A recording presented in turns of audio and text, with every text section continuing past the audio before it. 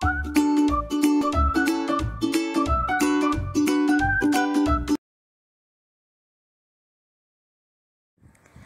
Assalamualaikum warahmatullahi wabarakatuh. Sebelumnya perkenalkan kami dari kelompok 3. Di sini ada saya sendiri Adina Adia Firdaus, kemudian ada Elva Vindi, Muhammad Aulia Fadil, Arnia Rizkiana, dan yang terakhir Oktavina Triwahyuni.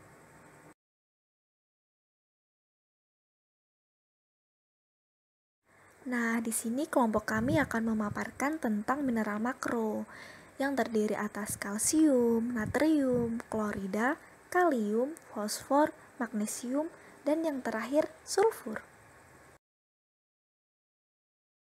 Kalsium sendiri atau Ca merupakan mineral penting yang kita butuhkan agar tubuh kita berfungsi dengan baik. Sumber utama kalsium adalah susu dan produk olahannya seperti keju, yogurt, kefir, es krim, serta ikan terutama ikan duri halus. Beberapa sayuran seperti brokoli dan bayam juga mengandung kalsium. Fungsi kalsium. Fungsi utama kalsium bagi tubuh yaitu 1. Tulang. Tulang kita selalu keropos dan akan tumbuh kembali. 2. Jantung. Kalsium mengontrol kontraksi jantung yang memompa darah ke seluruh tubuh. Yang ketiga, syaraf. Kalsium dapat bertindak sebagai obat penenang alami yang menenangkan sistem syaraf dan mengurangi rasa sakit. Yang keempat yaitu pembekuan darah. Kalsium memicu peristiwa rantai yang menciptakan trombosit, komponen darah kita yang menghentikan perdarahan. Pengertian metabolisme kalsium yaitu absorpsi Ca dalam pencernaan dipengaruhi oleh banyak hal. Jika kadar Ca dalam darah turun, maka kelenjar paratiroid dalam akan mengeluarkan hormon paratiroid. Hormon tersebut akan mengubah vitamin D bentuk tidak aktif menjadi bentuk aktif. Dan selanjutnya, vitamin D akan meningkatkan absorpsi Ca. Akibat kekurangan dan kelebihan kalsium. Salah satu dampak kekurangan kalsium adalah terjadinya osteoporosis dan osteomalasia, penyakit pengeroposan tulang yang umumnya menyerang lanjut usia ini. Dan salah satu bahaya kelebihan kalsium adalah terjadinya hiperkalsemia. Kondisi ini bisa mengganggu banyak fungsi organ yang berhubungan dengan mineral. Natrium atau Na. Natrium merupakan garam alami yang banyak terkandung dalam produk pangan nabati dan hewani. Kadar natrium di dalam tubuh sekitar 2% dari total mineral. Fungsinya yaitu yang pertama, mengatur tekanan osmos. Yang kedua, menjaga keseimbangan asam basa. Dan yang ketiga, berperan pada absorpsi karbohidrat terutama glukosa. Metabolisme natrium. Natrium diabsorpsi di usus halus, lalu dibawa oleh aliran darah ke ginjal untuk disaring. Kemudian dikembalikan ke aliran darah dalam jumlah cukup. Kelebihan natrium akan dikeluarkan melalui urin, hormon aldosteron, yang dikeluarkan oleh kelenjar adrenal jika kadar natrium darah menurun. Akibat kekurangan dan kelebihan natrium. Akibat kekurangan natrium adalah sebagai berikut. Menyebabkan kejang, apatis, dan kehilangan nafsu makan. Dapat terjadi setelah muntah, diare, keringat berlebihan, dan diet rendah natrium. Akibat kelebihan natrium dapat menimbulkan keracunan yang dalam keadaan akut menyebabkan edema dan hipertensi. Klorida atau Cl adalah unsur kimia dengan simbol Cl dan nomor atom 17. Dalam tabel periodik, unsur ini termasuk kelompok halogen atau grup 17. Dalam bentuk ion klorida, unsur ini adalah pembentuk garam dan senyawa lain yang tersedia di alam dalam jumlah yang sangat berlimpah dan diperlukan untuk pembentukan hampir semua bentuk kehidupan termasuk manusia. Klor juga merupakan anion utama cairan ekstraseluler. Konsentrasi klor tertinggi adalah dalam cairan cerebrospinal, lambung, dan pankreas. Sumber klorida. Klorida terdapat bersamaan dengan natrium dalam garam dapur. Beberapa sayuran dan buah juga mengandung klorida. Fungsi klorida. Yang pertama, memelihara keseimbangan cairan dan elektrolit dalam cairan ekstraseluler. Yang kedua, memelihara suasana asam dalam lambung sebagai bagian dari HCl yang diperlukan untuk bekerjanya enzim-enzim pencernaan. Yang ketiga, membantu pemeliharaan keseimbangan asam dan basa bersama unsur-unsur pembentuk asam lainnya.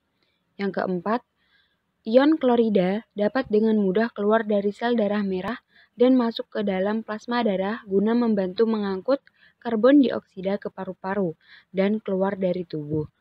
Yang kelima, mengatur sistem renin, angiotensin, aldosteron yang mengatur keseimbangan cairan tubuh. Selanjutnya yaitu akibat kekurangan dan kelebihan klorida. Akibat kekurangan klorida, dalam keadaan normal, kekurangan klorida jarang terjadi. Kekurangan klorida terjadi pada muntah-muntah, diare kronis, dan keringat berlebih. ASI mengandung lebih banyak klorida daripada susu sapi. Bila klorida tidak ditambahkan dalam pembuatan susu formula bayi, akan terjadi kekurangan klorida yang dapat membawa kematian. Akibat kelebihan klorida, yaitu dapat membuat muntah-muntah. Kemudian yaitu metabolisme. Klorida diabsorpsi di usus halus dan diekskresi melalui urin dan keringat. Kehilangan klorida mengikuti kehilangan natrium. Kebanyakan keringat dihalangi oleh aldosteron yang secara langsung berpengaruh terhadap kelenjar keringat. Kalium. Kalium merupakan ion bermuatan positif, akan tetapi berbeda dengan natrium. Kalium terutama terdapat di dalam sel. Perbandingan natrium dan kalium di dalam cairan intraselular adalah 1:10, sedangkan cairan di dalam ekstraselular 28:1. Sebanyak 95% kalium tubuh berada di dalam cairan intraselular. Sumber kalium yaitu makan makanan yang memiliki kandungan kalium, diantaranya ada pisang, seafood, kacang-kacangan, alpukat, pepaya, kentang, yogurt, dan kurma. Kemudian fungsi kalium. Yang pertama yaitu berperan dalam pemeliharaan keseimbangan cairan dan elektrolit serta keseimbangan asam dan basa bersama natrium. Kedua, bersama kalsium, kalium berperan dalam transmisi saraf dan kontraksi otot. Yang ketiga yaitu di dalam sel, kalium berfungsi sebagai katalisator dalam banyak reaksi biologik, terutama metabolisme energi dan sintesis glikogen dan protein. Yang keempat yaitu berperan dalam pertumbuhan sel. Akibat kelebihan dan kekurangan kalium. Apabila seseorang kekurangan kalium, maka akan mengalami sering sakit kepala, insomnia, gangguan pada syaraf, yakni syaraf akan sering mengalami nyeri, detak jantung sering tak terkontrol, serta sering mengalami lemas pada otot. Kemudian yaitu akibat kelebihan kalium, hiperkalemi akut dapat menyebabkan gagal jantung yang berakibat kematian, serta dapat terjadi bila ada gangguan fungsi ginjal. Selanjutnya yaitu metabolisme. Kalium diabsorpsi dengan mudah dalam usus halus. Kalium diekskresi melalui urin, feses, keringat, dan cairan lambung. Taraf kalium normal darah dipelihara oleh ginjal melalui kemampuannya menyaring, mengabsorpsi kembali, dan mengeluarkan kalium di bawah pengaruh aldosteron. Kalium dikeluarkan dalam bentuk ion dengan menggantikan ion natrium melalui mekanisme pertukaran di dalam tubula ginjal. Berikutnya yaitu yang kelima, fosfor. Pengertiannya yaitu fosfor adalah mineral penting yang ditemukan dalam tulang manusia. Fosfor menempati urutan kedua sebagai mineral paling banyak ditemukan di dalam tubuh manusia. Fungsinya yaitu yang pertama, menjaga kesehatan tulang, yang kedua, ekstraksi energi, yang ketiga, reaksi kimia dalam tubuh, yang keempat, perbaikan sel, dan yang kelima yaitu membantu formasi protein. Nah, selanjutnya yaitu apa sih metabolisme dari fosfor? Fosfor dapat diabsorpsi secara efisien sebagai fosfor bebas di dalam usus setelah dihidrolisis dan dilepaskan dari makanan oleh enzim alkalin fosfatase dalam mukosa usus halus dan diabsorpsi secara aktif yang dibantu oleh bentuk vitamin D dan difusi pasif. Kadar fosfor dalam darah diatur oleh hormon paratiroid yang dikeluarkan oleh kelenjar paratiroid dan hormon kalsitonin serta vitamin D. Adapun akibat kekurangan dan kelebihan fosfor. Kekurangan fosfor bisa terjadi karena menggunakan obat antasid untuk menetralkan asam lambung yang dapat mengikat fosfor sehingga tidak dapat diabsorpsi. Kekurangan fosfor juga terjadi pada penderita yang kehilangan banyak cairan melalui urin, serta akan mengakibatkan kerusakan tulang dengan gejala lelah, kurang nafsu makan, dan kerusakan tulang. Selanjutnya yaitu bila kadar fosfor darah terlalu tinggi, ion fosfat akan mengikat kalsium sehingga dapat menimbulkan kejang. Yang keenam yaitu magnesium. Magnesium adalah jenis mineral yang paling banyak ditemukan di dalam tubuh kita. Fungsinya yaitu membantu mengontrol gula darah, meningkatkan pengendalian peradangan, menjaga kesehatan jantung, dan menurunkan HDL atau kolesterol jahat. Makanan yang tinggi magnesium yaitu biji labu, sayur bayam, biji bunga matahari, dan kedelai. Metabolisme magnesium.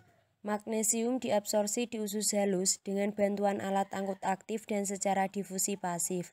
Di dalam darah, magnesium terdapat dalam bentuk ion bebas.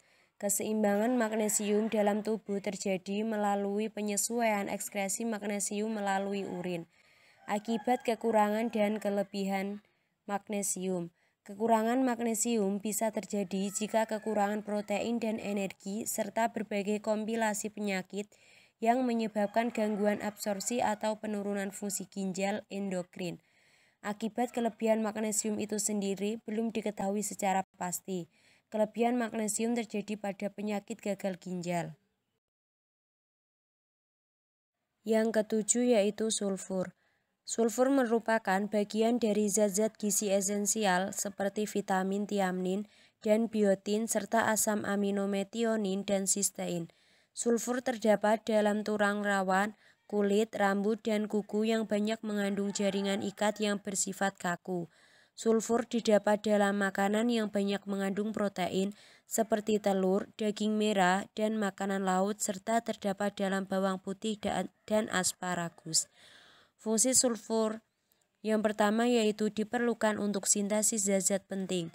Yang kedua, berperan dalam reaksi oksidasi reduksi bagian dari tiamnin, biotin, dan hormon insulin, serta membantu detoksifikasi.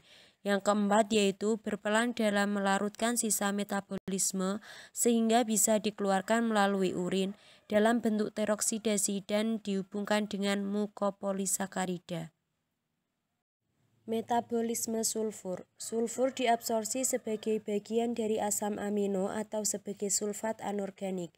Sebagian besar sulfur diekskresi melalui urin sebagai ion bebas.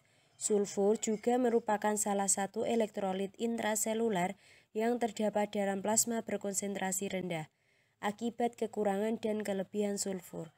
Kecukupan sehari sulfur tidak ditetapkan dan hingga sekarang belum diketahui adanya kekurangan sulfur bila makanan yang kita konsumsi cukup mengandung protein.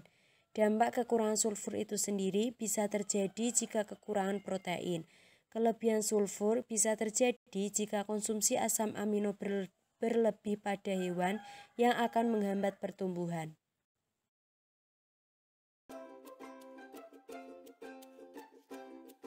Nah, itu dia pemaparan dari kelompok kami. Sekian dan terima kasih. Kurang lebihnya kami mohon maaf. Wassalamualaikum warahmatullahi wabarakatuh.